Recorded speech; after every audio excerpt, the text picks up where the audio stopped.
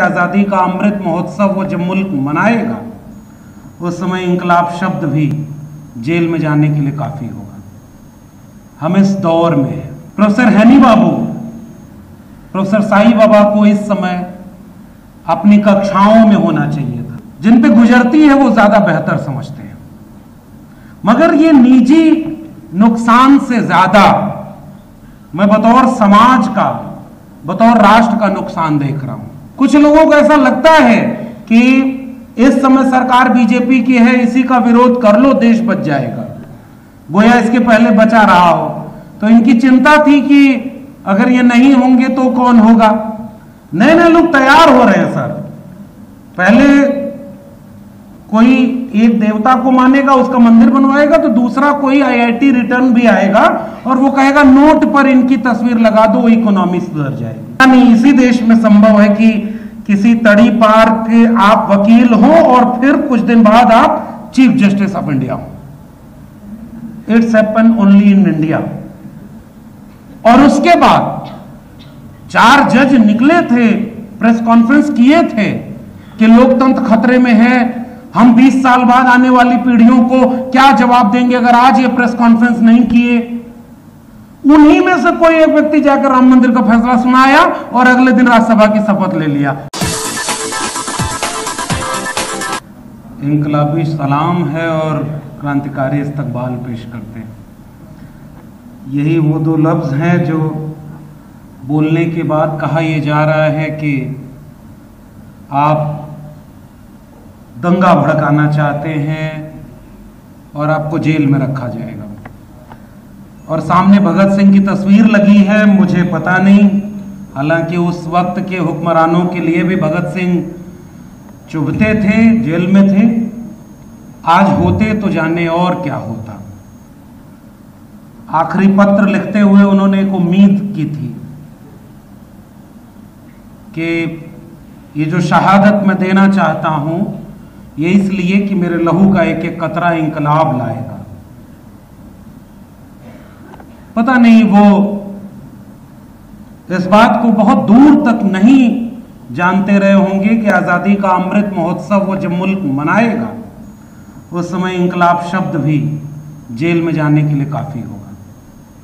हम इस दौर में हैं। और प्रोफेसर साईं बाबा या इस तरह के जितने भी लोग हैं, मसलन प्रोफेसर साईं बाबा को इस समय अपनी कक्षाओं में होना चाहिए था, अपने विद्यार्थियों के साथ होना चाहिए था, अपने शोध को, किताब को, किसी लेख को लिखते हुए इस मुल्क की बेहतरी के लिए कुछ बतौर प्रोफेसर कुछ अपना योगदान देने का जो मौका सौंपा गया था उसे निभाते हो, मगर आज वो सलाखों के पीछे है। प्रोफेसर हैनी बाबू अपनी कक्षाओं के विद्यार्थियों के बेहद प्रिय थे, जन आंदोलनों की आवाज थे, और चाहे वो रोस्टर आंदोलन हो या विश्वविद्यालयों में रिजर्वेशन की लड़ाई हो, उसमें भी बहुत मुखर होकर के आगे खड़े होते थे।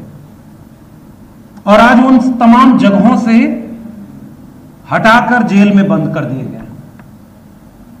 मुझे लगता है कि निजी तौर पर इन लोगों का नुकसान तो है। उमर खालिद के जेल में होने का, तमाम शोधार्थियों के, सामाजिक कार्यकर्ताओं के जेल में होने का उनका और उनके परिवार के लिए बेहद अफसोसजनक हालात तो हैं। ये वही समझते हैं कि उनके घर में लोग कैसे इस बात को कबूल कर रहे होंगे, हर दिन कैसे उन पे क्या क्या जुल्म सितम एहसास होता होगा, जब ये जिन पे गुजरती है वो ज्यादा बेहतर समझते हैं।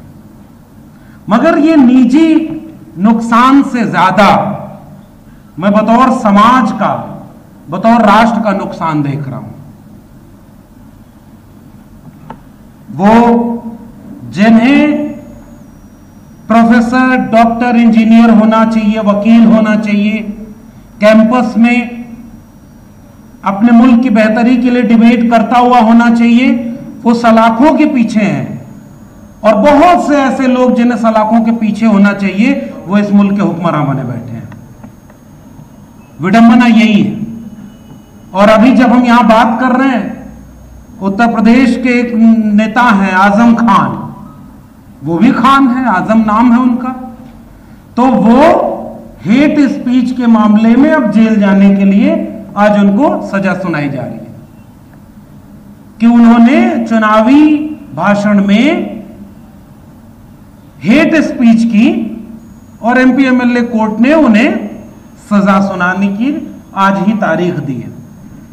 और बहुत सारे एमपी एमएलए प्रमोशन पा रहे हैं ताकि अगली बार और ज्यादा हेट स्पीच दें, नए स्लोगन ले आए।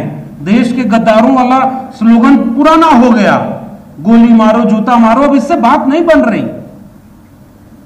सामान खरीदवाने की मनाही जो कर रहे हैं कि मुसलमानों से इस मुल्क में सामान मत खरीदो, इससे भी बहुत कुछ नई बात बनी। तो प्रमोशन मिल रहा है उनको कि और कोई नया स्लोगन आप रेज करो ताकि वो 30 सेकंड की रील्स से लेकर के व्हाट्सएप पर गांव-गांव तक वो जो जहरीले नफरत के संदेश फैलाए जा रहे हैं जिससे इस मुल्क को पूरी तरह तबाह किया जा रहा है, वो और अच्छे से फैलाया जा सके। तो जेल में कौन जा रहा है? आज हम लोग यहां पर इकट्ठा हुए हैं और अभी प्रोफेसर सरोज गिरी ने और उसके पहले कोलिन गंजोलिस ने बहुत तफसील से इस पूरे मुकदमे की बारीकियों को हमारे बीच में रखा, पृष्ठभूमि को रखा। प्रोफेसर सरोज गिरी तो अभी एक बात कह रहे थे कि ऐसा नहीं है, कुछ लोगों को ऐसा लगता है कि इस समय सरकार बीजेपी की है, इसी का विरोध कर लो देश बच जाएगा, गोया इसके पहले बचा रहा हो। तो इनकी चिंता थी कि अगर ये नहीं होंगे तो कौन होगा। नए नए लोग तैयार हो रहे हैं सर। पहले कोई एक देवता को मानेगा, उसका मंदिर बनवाएगा, तो दूसरा कोई आईआईटी रिटर्न भी आएगा और वो कहेगा नोट पर इनकी तस्वीर लगा दो, इकोनॉमी सुधर जाएगी। तैयार हो चुके हैं लोग, पढ़े लिखे लोग, और उनको ये लग रहा है, उनके प्रवक्ताओं को लग रहा है कि हम तो बीजेपी को काटने के लिए उनसे ज्यादा कट्टर हिंदू बन गए, अब बीजेपी विरोध करके दिखाए। उनका क्या जो इस पूरी डिबेट में है ही नहीं। तो तैयार हो गए हैं लोग और बहुत संभावना है कि बहुत जल्दी वो राष्ट्रीय पार्टी का दर्जा पा जाएं। बहुत जल्दी पूरी मेन स्ट्रीम मीडिया ये दिखाने लगेगी और पूंजी उनके पीछे से ये कहने लगे कि नहीं नहीं वाकई देश में बहुत माहौल खराब है, अब एक नए ईमानदार, कट्टर ईमानदार, ईमानदार से काम नहीं चलेगा, कट्टर ईमानदार, कट्टर देशभक्त को अब इस मुल्क को सौंप देना चाहिए। और इसलिए मैं इस बात से पूरी तरह सहमत हूं कि हम लोग कहीं ऐसा तो नहीं कि कुछ चंद व्यक्तियों या किसी पार्टी या संगठन का विरोध करने लग जाएं, इससे खतरा नहीं टलेगा।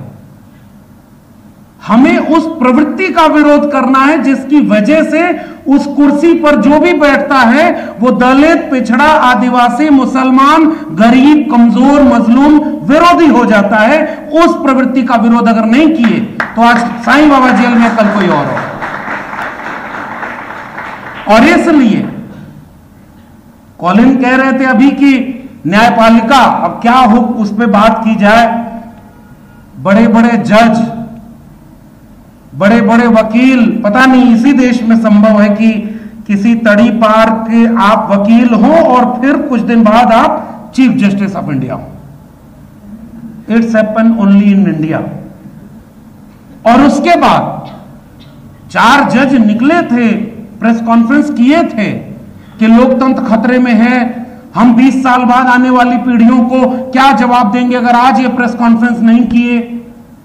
उन्हीं में से कोई एक व्यक्ति जाकर राम मंदिर का फैसला सुनाया और अगले दिन राज्यसभा की शपथ ले लिया। कहां गई वो नैतिकता जिससे हम कभी कभी उसके बीच से ऐसे ऐसे स्वर सुनाई देते हैं कि वो बहुत अच्छे लगने लगते हैं कि जुडिशरी खत्म नहीं होगी, कुछ जज निकल के बाहर आए हैं।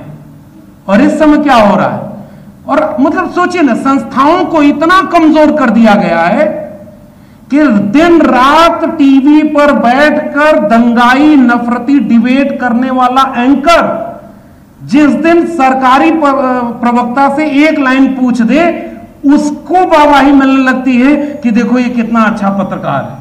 हम यहां पहुंच गए हैं। बाकी वो दिन रात इसी तरह, कई बार ऐसा तो नहीं कि हम लोग शायद अपने को खुश रखने के लिए, अपने को दिलासा दिलाने के लिए इस तरह के आयोजन कर रहे हैं।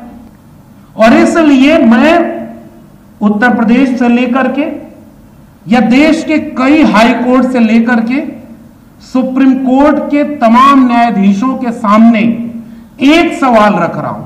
आपके जुडिशरी के लिए तो ये कहा गया कि कोई मुलजिम छूट जाए वो चलेगा, कोई अपराधी बरी हो जाए वो चलेगा, कोई निरपराध को सजा नहीं मिलनी चाहिए।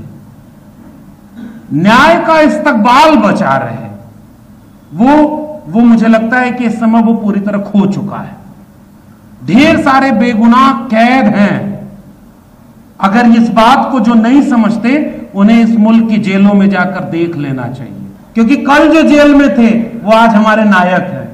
कल जिनको जेल में डाला गया, जिनको फांसी पर लटकाया गया, वो आज हमारे नायक हैं। और जो माफी मांगते थे, उनको लाख कोशिश कर लो, माफी मांगने वाले कभी नायक नहीं बन पाएंगे। आज आपकी सत्ता है, आप किसी को भी नायक बना लो, मगर जो हमारे हिस्से की लड़ाई लड़ रहे हैं, हम उनके लिए बोलने आए हैं। और उससे बड़ी बात, हम अपने लिए बोलने आए हैं। और हम चाहते हैं कि इन सभी बंदियों को तत्काल रिहा किया जाए, ताकि ये मुल्क और इसके आईन को बचाया जा सके। बहुत शुक्रिया।